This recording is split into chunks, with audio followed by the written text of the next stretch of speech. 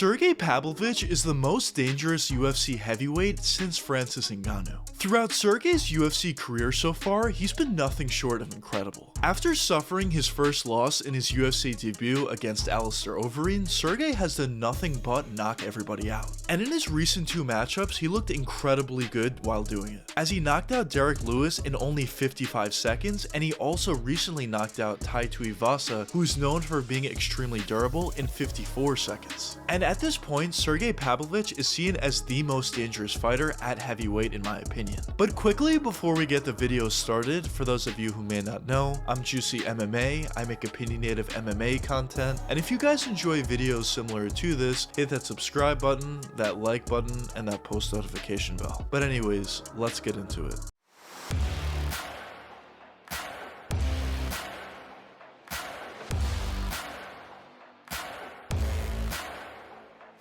Sergei Pavlovich has really come onto the scene after his two most recent matchups against both Tai Tuivasa and Derek Lewis. And both of those matchups were the biggest tests of his career, and not only was he able to get a win, but he was able to knock both of them out very quickly in the exact styles where they thrive in. Like for example, the Tai Tuivasa victory specifically was extremely impressive because he was able to knock out a guy who's known for being extremely durable and just went through an absolute war with Ciryl Gane, who at that time was seen as one of, if not the best fighters at the heavyweight division. But the question at this point is, why is Sergei so dangerous? What does he do so well out there? So when you watch Sergei Pavlovich fight, it's pretty clear that this guy's a stand-up fighter. He does a lot of different things well out there in terms of his stand-up, but certainly the best ability that he does possess is his boxing ability. Sergei just looks like a really technical guy. He does a really nice job at utilizing his jab. He does a really nice job at utilizing his left or right straight, nice uppercuts, phenomenal hooks as well, and overall in terms of all his punches, he does a great job at throwing them fast and throwing them very technically. Now also, Sergei has an incredible reach, which is a huge advantage for him in a lot of his matchups, and we especially saw that utilized in his most two recent fights, where although he was brawling with both Tai and Derek, he utilized his wingspan very effectively to the point where he was able to hit his opponents, but his opponents weren't able to hit him.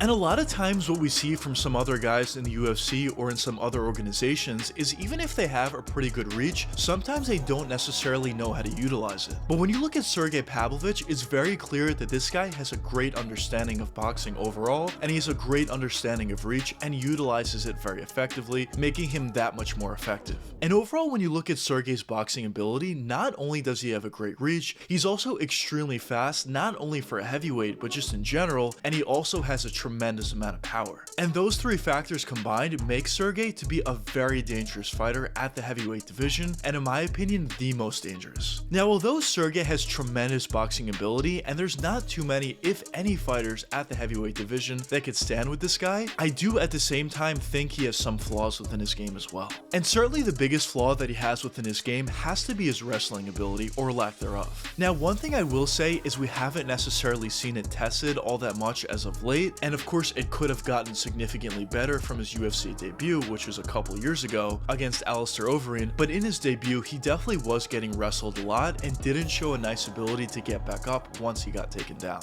And when you talk about his recent matchup coming up against Curtis Blaydes, who is probably one of, if not the best wrestlers at the heavyweight division, it's certainly going to be something that Sergei needs to improve upon and really focus on, unless he plans on knocking Curtis out right away, which of course is possible with this guy. He's just that good in my opinion. But one thing that I also will say in this matchup between Curtis Blaydes and Sergei Pavlovich is sometimes in the past, Curtis Blaydes has struggled with power punchers. Like for example, when you look at that Derek Lewis matchup, that was a matchup where everybody thought Curtis should have won, but he eventually ended up getting knocked out. And a reason for why that ended up happening is even though Curtis is a really good wrestler at the heavyweight division, at times he can be a little predictable. And in that matchup against Derek, he was being very predictable, and Derek was able to fire in an uppercut, and he ended up knocking out Curtis Blaydes. And in this matchup between Curtis and Sergei, I could see something similar happening, where Curtis might have some success early with his wrestling, but he then becomes a little too predictable with his shots, and Sergei recognizes that and fires in an uppercut or a knee to finish the fight. And to be honest, I could see this matchup between these two guys in Sergei and Curtis Blaydes going in three different directions. The first direction that I could see it going in is Sergei absolutely washes Curtis Blaydes. Similar to his previous two opponents, Sergei just goes in guns blazing and knocks out Curtis Curtis Blaydes right away. I could actually see that happening. I think Sergei is that good and that powerful. But the other direction I could see it going in is maybe Sergei struggles a little bit early on with Curtis's wrestling, but eventually he ends up finding a later knockout in the later rounds and wins the fight that way. Or the last way I could see this fight going is Curtis Blaydes does a really nice job at utilizing his wrestling very effectively and holds Sergei on the ground for 5 rounds and ends up winning a decision. I feel like one of those 3 scenarios are gonna be what ends up happening once it comes down to fight night. But either way, no matter what ends up happening in this matchup between Curtis and Sergei, one thing that I will say is Sergei has a very bright future ahead of him. I think he's an extremely dangerous guy for anybody in the division, literally anybody, and if he is able to run through Curtis Blaydes, I do think he probably does deserve a title shot, to be honest. And if he were to get a title shot against Jon Jones, or if Jon Jones ends up retiring, whoever is at the top of the throne at that point, I do think he's a very dangerous fight for anybody he goes up against. Now I will say I don't think it's likely that he does fight Jon. I think Jon would retire before that, but if that matchup did end up happening, I do think it's a very difficult fight for Sergei, obviously because of Jon's wrestling and submission ability, as we just saw what he was able to do to Ciryl Gane, basically surprise him right away and get a submission. But I think literally everybody else in the division, Sergei would be very dangerous for.